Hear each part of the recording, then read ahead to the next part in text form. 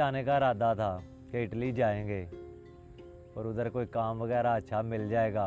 तो ज़िंदगी बन जाएगी, यही सोच के घर से निकले थे। यार आप खुद अगर डेली का जब 100-200 बंदा इलीगल लेके जाते हैं, डेली का जा रहा है। सलाम दोस्तों, आपका दोस्त आपका होस्ट मलिक खिज़र हाजिर है एक नई वीडियो के साथ। दोस्तों, लोग अपने बेहतर मुस्तकबिल के लिए और अपने जो बीवी बच्चों के लिए और ज़ाहिर है कारों कोठियों के लिए दूसरे मुल्कों के सफ़र करते हैं,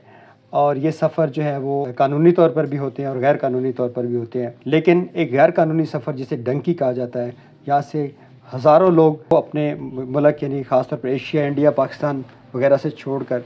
जो है वो यूरोप जाने की कोशिश करते हैं, और इस कोशिश में बेचारे जो है वो ज़्यादातर रास्ते में मारे जाते हैं। पिछले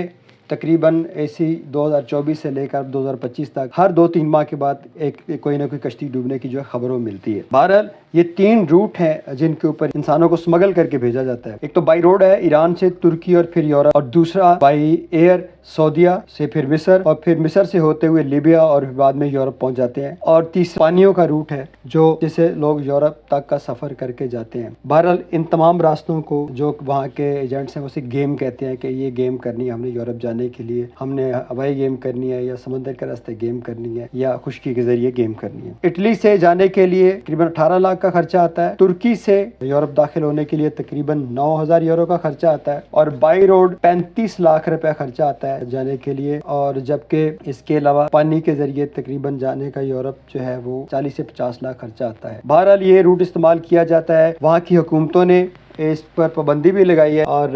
रूट्स को बंद भी किया है, लेकिन जो है वो लोग हर साल अपनी किस्मत को आजमाने के लिए यहाँ से चले जाते हैं। उसकी वजह यह है कि लोग जो है देखते हैं कि हमारा महल्लेदार एक गया था डंकी के जरिए, वो उसने जनाब वहाँ जाकर गाड़ियाँ रख ली हैं, कोठियाँ ले ली हैं, पाकिस्तान के अंदर घर ले लिए हैं, उसको देखकर यहाँ से निकलने की कोशिश करते हैं। लेकिन ये कीड़ा मर जाता है जब आपके 100 लोग अगर यहाँ से गए हैं तो वहाँ से सिर्फ 5 या 6 लोग बच जाते हैं, बाकी रास्ते में ही मारे जाते हैं, और जो वापस आते हैं वो तौबा तौबा करते रहते हैं। इसमें हुकूमतों का भी कसूर है कि जाहिर है वो अपने मुल्क के अंदर जो है वो अच्छे रोजगार फराहम नहीं करते, जिसकी वजह से लोग तंग आकर डंकियां लगाकर बाहर चले जाते हैं। बरतानिया की एक टीवी रिपोर्ट के मुताबिक बरतानिया के अंदर हर 12वां शख्स जो है वो गैर कानूनी तारकीन वतन है जो डंकी लगाकर यहाँ पहुंचा है। बहरहाल दोस्तों, मेरा ख्याल से अगर किसी को जाना है, अगर किसी ने सफ़र करना है या रोज़गार के लिए जाना है यूरोप या किसी और मुल्क, तो उसको सीधे तरीके से जाना चाहिए और उसको पासपोर्ट और वीज़ा वगैरह लेकर जाना चाहिए। अगर नहीं लगता तो उनको चाहिए कि वो अपने मुल्क के अंदर ही अपनी किस्मत आजमाए, ना कि अपनी जान जोखों में डालें, क्योंकि